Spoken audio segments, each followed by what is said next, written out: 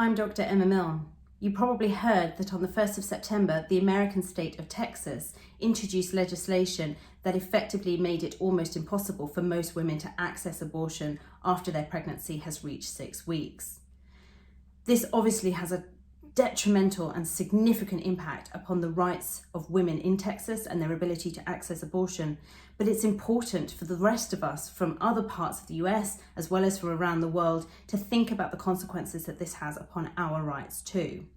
While it is not us who will be directly impacted, because hopefully you live in a place where you can access safe and legal abortion, what this really demonstrates is an attack on women's rights.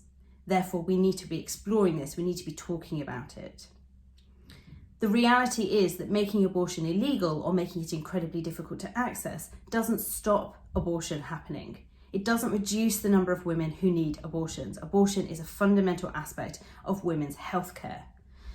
Instead, what it does is it makes it very difficult for women to access abortion, which means that often they will go to very extreme lengths in order to be able to end their pregnancy. This can include using incredibly dangerous methods as well as incredibly dangerous medication in order to be able to stop the pregnancy from continuing. The reality is when abortion is made illegal or incredibly difficult to access, women die.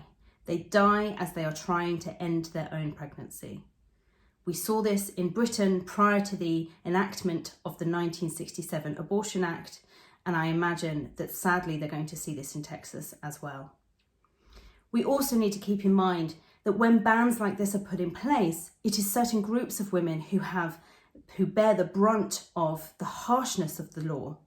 So it will be women from poorer communities, women who have less access to economic resources and therefore can't travel to other states. They can't get that medical care that they need. So this law is significantly discriminatory against certain groups of women. Finally, as I've already said, this is a huge, devastating blow to women's rights, women's ability to control their own body.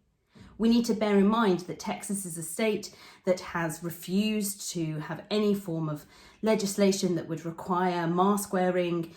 They refuse to mandate and control guns in ways that other states do. And they do it all on the basis that people have the right to control their own bodies. It's funny how that right to control your own body seems to not apply any longer when it's a woman's body that's being talked about. As Ruth Bader Ginsburg said, the decision whether or not to bear a child is central to a woman's life, to her well-being and dignity. It is a decision she must make for herself. When the government control that decision for her, she is now being treated as less than a fully adult human responsible for her own choices. This is an incredibly challenging time for women of Texas. It's incredibly worrying what's going to happen to those women, as well as to other women in America and whether other states will follow suit. Furthermore, we really need to keep in mind that as America prides itself of being the leaders of the free world, if this can happen there, where else can it happen?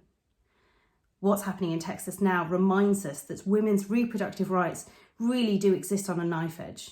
It's something we sadly have to continue to fight for and continue to demonstrate its importance. Not just for those women who need abortion, but also for all of us. This is a fundamental aspect of who we are as women. It's something we need to talk about, it's something we need to protest about, and it's something we need to fight for.